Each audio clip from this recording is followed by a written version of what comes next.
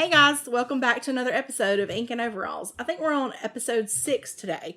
I think I accidentally said in the last episode that it was episode 4, but I was further along than I thought I was because we're on 6 now. We're rocking and rolling. So we're going to continue the why series today, asking why we do the things we do. And I'm really recording this for my own self just as much as I am to hopefully encourage you guys, because I think knowing our why we do the things we do, make the decisions that we make, whether that's homesteading or even in our jobs, our lives outside of our home, our extracurricular activities, how we choose to spend our time. Why do we do it? Is it valuable? Is it bringing us joy? And I think that's something that we can all take a little time to analyze. And so I just kind of wanted to take a couple of short episodes and just talk about those things. If you're new here, my name is Dedra. I live on Streamwater Farm, which is a small homestead in South Mississippi with my husband and my 4 kids. And I'm super excited that you decided to join us today. So for our Why series today, I'm going to, and this is probably going to be the last episode of it for a while, but I want to talk about why do we have the animals that we have here on Streamwater Farm. Because animal husbandry is a big deal, right? Taking responsibility for, I can see my goats out the window and they're jumping around. Anyway, taking responsibility for animals is a huge undertaking, and it's something that we take very seriously because those animals rely on us. They, especially those that are like our goats, for example, are in a fence. So if I don't make sure there's water inside that fence, they don't get watered. And that's something I really stress to my kids, and I stress to just other people who are getting started, that these things, it's just not something to take lightly. I feel very strongly that everything that we have here has been very much orchestrated by God. I can tell you right now, just about every one of the goats that I have right now has like a story behind it as to like how I came to get those. So it's been a beautiful story, like interwoven through our journey here. But why do we have these things? So first of all, what do we have? I have chickens. I have a lot of chickens, but that's, they're easy to take care of, and it's easy to they're like potato chips. You end up with a lot more of them than you think at first. So we have chickens, and I actually have standard size, like dual purpose chickens, and I also have some bantams. We also have goats.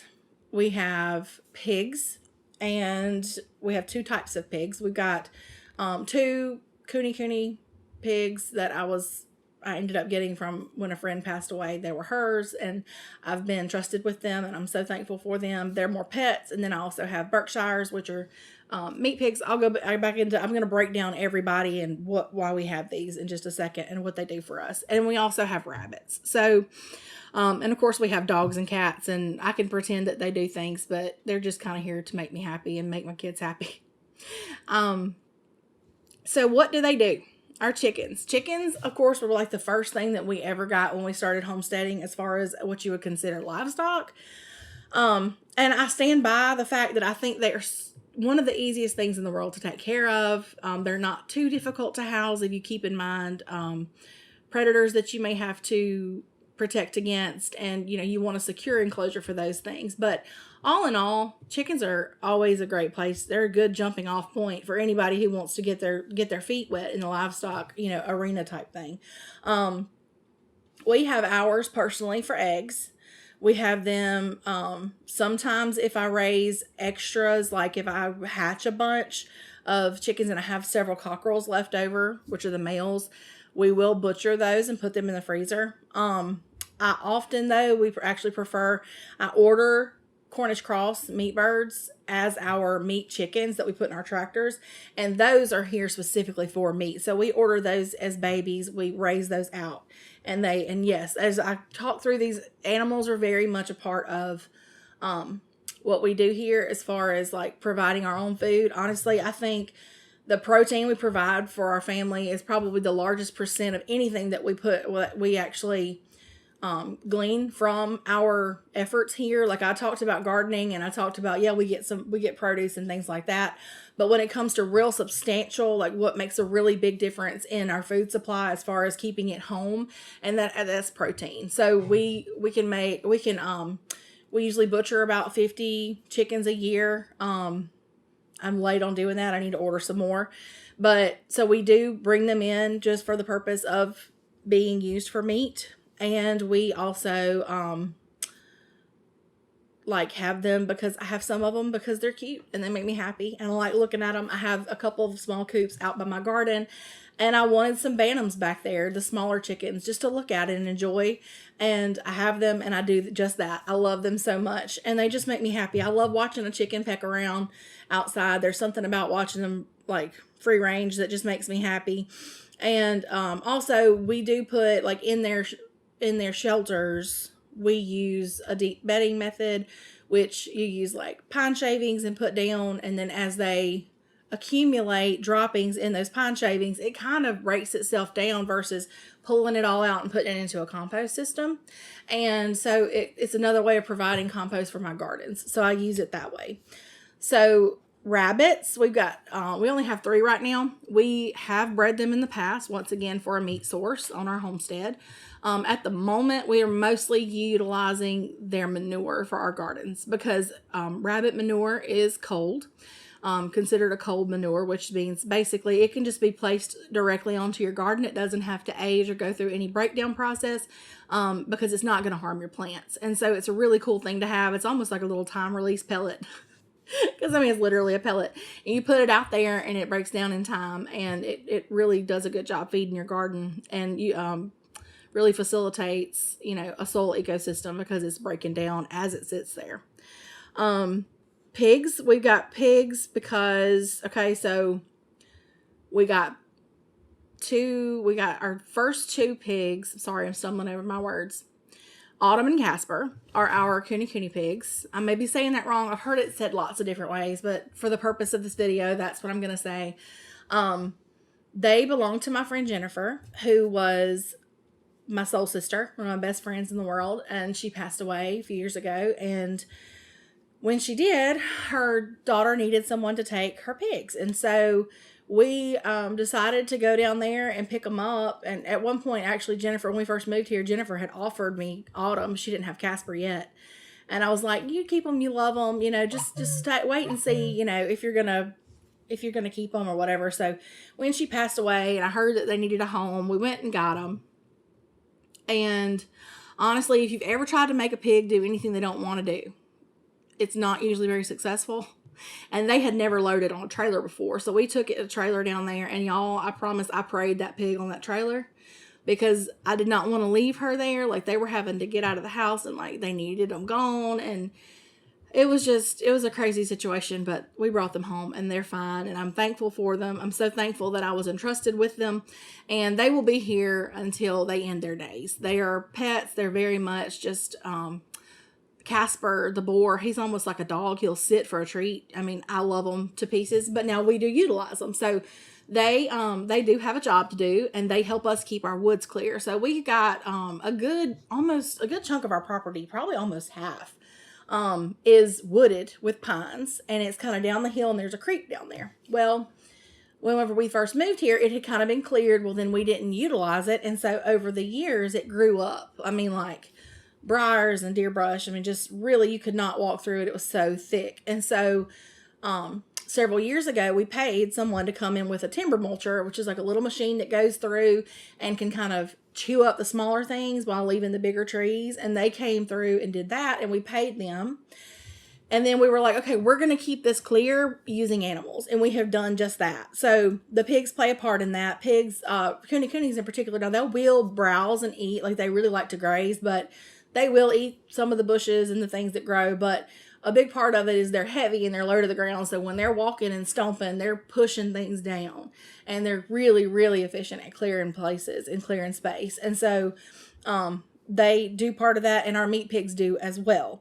But now when I talk about meat pigs, I've got a pair of Berkshires that are both very young. They've not matured to the point yet of being able to have babies, but the plan is that they will. And we have one grow out down there who will end up going to the butcher later on. Now, what we did last year, this is our first time ever really trying with like a young male and female. So previously, let me rewind to what we did with pigs when we first got meat pigs.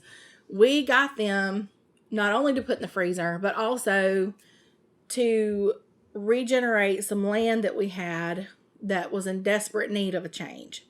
So I've talked about a little bit in past episodes about my front garden. So when I talk about that, it's this, we have lots of trees around here. I've got a clear space in the back where my kitchen garden is, my raised beds.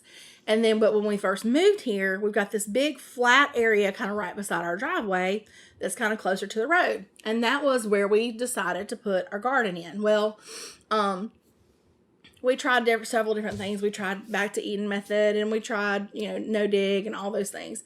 But what ended up happening was there's this weed called Florida Bethany. It's actually like an apocalypse crop because it grows with tubers. So not just roots. It's got like a tuber. It kind of looks like a small, tiny turnip type looking thing. It's like a white root. Anyway, they're actually edible, but like I don't need that taking over my garden.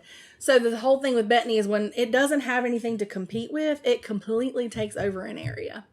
And that's exactly what it did out there, because we were trying to clear the ground, and in doing that and not leaving pathways and things like that, we allowed that Bethany to creep in. And when I say that it's invasive, I mean it's invasive. Like we have taken down the fence around the garden and had to like throw away or like burn boards because the Bethany had grown into the wood and like had rooted itself with the tubers in the wood. So it's extremely invasive. And the only way, and these tubers can go down really, really deep, and they just kind of take over. And so we were like, you know what have we got to use and utilize with this? We got pigs. So we got 2 pigs last year, and we put them in some electric out there, and we let them do their thing. And they did. They dug, and they rooted, and they ate a bunch of the root, and they stomped it all down and cleared that whole space. Whenever they were done, they went to glory, and they became nourishment for my family, and they left a clear space out there. And that is where I planted some cover crops last year, late in the year. And then in the spring, I planted zinnias and cosmos and sunflowers out there, because my goal now that really the Bethany is not a problem anymore at the moment, knock on wood, is to keep that way. And so the way I can do that is by growing things there. And so basically we got them for 2 purposes, and they serve both of those purposes extremely well. And so we continue to use them down. Right now, our 3 meat pigs are in a separate enclosure from our coonies because they're smaller, and they are doing their thing down the hill also, cleaning and clearing and doing all that.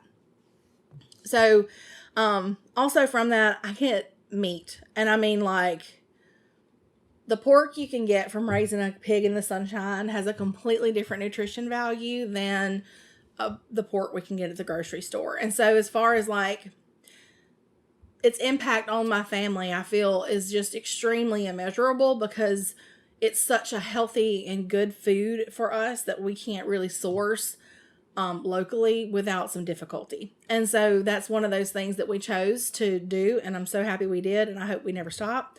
But from those, basically whenever I take a pig to butcher, we come home with lots of smoked sausage, ground sausage, some ground pork, and then the pork chops and the ribs and all those things. And so the pigs I grow out now, they really don't end up having a whole lot of lard, the Berkshires. And so that's not something we usually all their fat's put back into the sausage. So I don't get to have that to render or use. I would love to do that someday. We would love to learn to butcher on the farm someday. But as for now, we outsource that.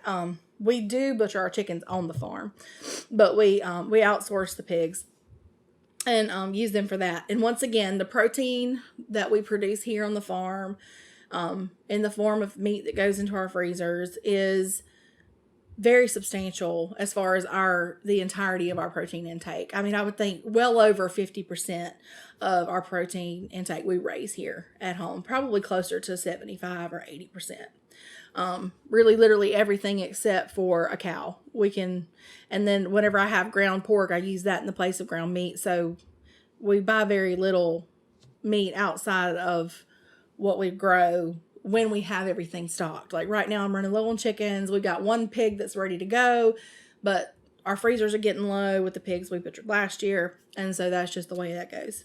All right. So we talked about pigs, we talked about chickens, and now let me talk about goats. Why do I have goats? I wonder that question. A whole lot of times I wonder that question. Especially right now, because y'all, we've got babies that were born in the early spring that we still have not been able to get rid of. And my goat numbers are like way up here, and I'm comfortable with them being like right here. And it is chaos. It is out of control. It is mutiny. It's like a prison riot whenever they don't get fed on time.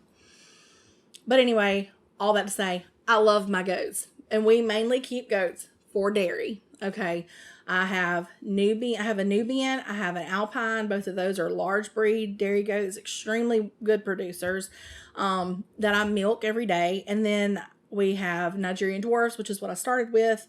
And some of those girls, they're just never going to leave here because they came here and they have a story and they're part of our story. And so I've chosen that they live here. They're not going anywhere. So for the most part, they're here for dairy. And they also, of course, if you know goats, they love to browse, which means they like to eat at eye level, anything that they see growing. They will graze, but their favorite thing is browse. And so down in the woods, they're just as happy as can be. And I should also say with all of these animals, y'all, we use Premier One fencing, electric netting, because that allows us to move them through, because we section off parts of this wooded area down here for them to utilize. And then when they get that cleared, we move them somewhere else. And so it's a constant kind of moving situation. But all that to say, like, once again, goats, they're rock stars at clearing deer brush and all those things. And just making a place that you can't get through. You put goats in it and 3 days later you can walk through barefooted. It's incredible. And so that's, another value they have on our place.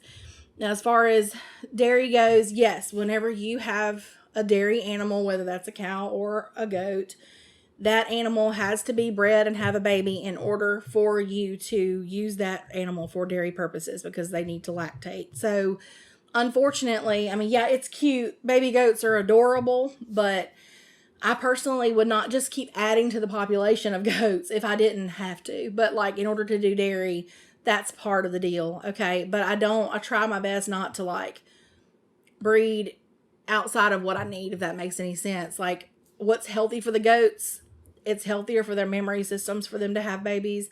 And so I keep that in mind. But I kind of try to alternate years on the ones that I don't always milk, because they need a break, I need a break, and the population needs a break. So that's, how I try to be responsible as I can with that, with also bearing in mind that we have to have babies. They're they're the beginning of your dairy cycle. They have to start with babies. So, you do have that. It's necessary. So now, what do I use the dairy for? My family loves to drink goat's milk. I have a son who is lactose intolerant. Any kind of normal dairy really hurts his stomach, but he's able to drink goat's milk, and my kids love to drink milk, and they're able to drink raw goat's milk with no issues. And I use it, of course, in cooking. I make farmer's cheese and mozzarella. I have done caramel for like my coffee, which is incredible. Cajeta is what it's called. And of course I use it to make body products. So I make goat's milk shampoo, goat's milk soaps, and I have the stuff. I'm going to make goat's milk lotion. That's my next adventure when it comes to like my business, is to branch into other body products I can make with goat's milk. So, and that, what I can use, and since I do use that as an income stream, it does help justify their feed bill, because they eat a lot, but dairy's worth a lot. And so when you have that balance there, it's awesome. Now, right now we're out of balance because I got way too many. Tell your mama and them, if anybody needs a goat, they can call me. But all in all, the idea is that what they can provide us is worth what we pay to feed them. That's the idea. That's always the idea, isn't it? Always. And it's the same way with the chickens. When the chickens are producing well and I can sell eggs, they easily can pay for their feed. I'm not even going to lie. Especially when they're free ranging, so they don't eat a whole ton. I can easily pay for a couple bags of feed a week just by selling eggs whenever I can do that. But, they fluctuate, and so do I with being able to get out and sell them. So that's just the truth of all that. So that's why we keep what we keep here. Chickens, goats, pigs, and there are times we reevaluate. You know, there's going to be times as our homestead changes, as our lives change, our needs change, what I'm able to take care of changes. We have to adapt. We have to change. We have to sell things sometimes. We have to bring in new things sometimes because we have to mind our genetics when it comes to breeding and things like that. But all in all, we really try to stay with a number that we're comfortable with. And I really try to run as closed of a herd or a closed flock as I can for biosecurity reasons and different things. And all that means is I try to bring in as little as possible. Like if I need chicks, I try to raise them from what I already have. Or if I, need, like I want a new milk goat, I try to retain from within my herd and maybe just add another buck later for more genetics. Because, yes, you have to be mindful of genetics, but also you've got to be really mindful of what you're bringing onto your place. And this is just kind of a public service announcement kind of thing, is be careful when you do start adding to your place, you start adding to your farm, because you bring in one sick animal and that sick animal could make everybody sick, and it could even end up being something that stays on your place. And so you just be very cautious. You a lot of times get what you pay for. Okay. Maybe not in this market because I'm about ready to give some away, but you get what you pay for, especially with larger livestock like goats and pigs and things like that. And it's not worth the risk. If you don't feel right about something, a transaction or someone that you're looking into buying from, or you're at a sale and you see something that looks great, if there's any check in your system about it, like you're like, listen to your gut on it and just be careful. Okay. That's just kind of a little throwing that out there as a little tidbit, because these animals are amazing. It's fun to have all these animals. You feel like a Disney princess sometimes, and then sometimes you feel like a wicked witch because you're ready to just scream at all of them, because yes, they will get on your nerves, but I love them. But it's not always easy taking care of them. And so that's just something that we have to be mindful of. Once again, our numbers, keeping them where we're comfortable. And it's going to get out of hand sometimes. And you just kind of got to reel it back in and do what you have to do for the safety of your herd, the safety of your flock, and things like that. And for the optimization of your homestead. If you're paying a ton of money to feed something that's not giving you anything back, you may have to consider another option, with that animal. Maybe it needs to go to a different farm, or, maybe the way you're keeping it has to change, or just something like that. But it's a constant ebb and flow. But now the animals that we have right now, that's pretty much what I envision us having from now on. I don't think we can really add anything else. Oh, and I have bees. I forgot about bees. I have bees. I keep bees for pollination purposes and in an ideal situation for their honey. But yeah, my bees are mean.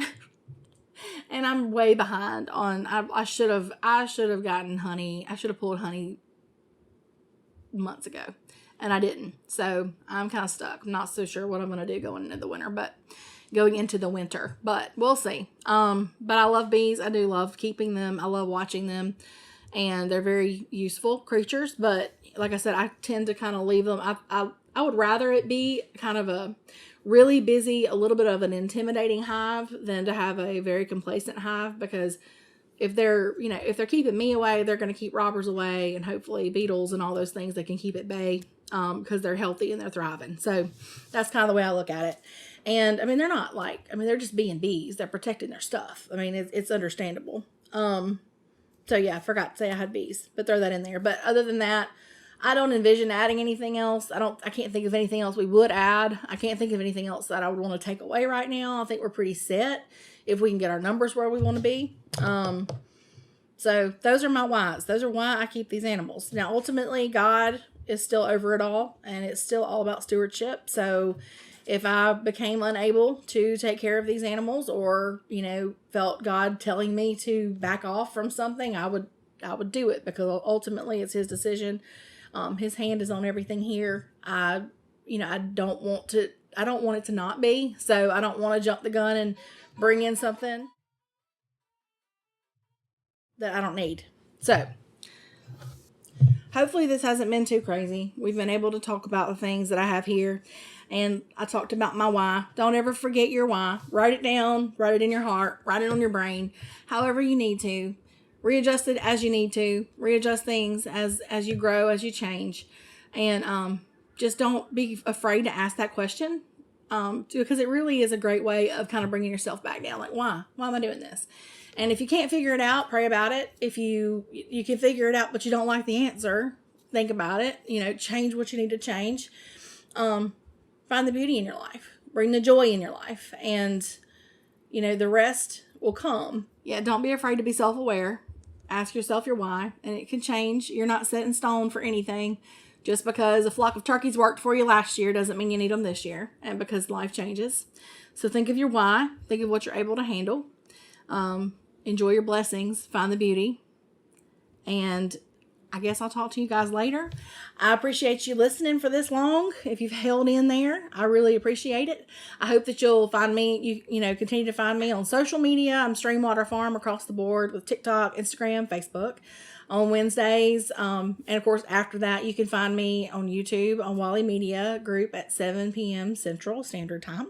I upload to audio platforms on Sundays. So I'm available on iHeartRadio, Spotify, all those kinds of things then.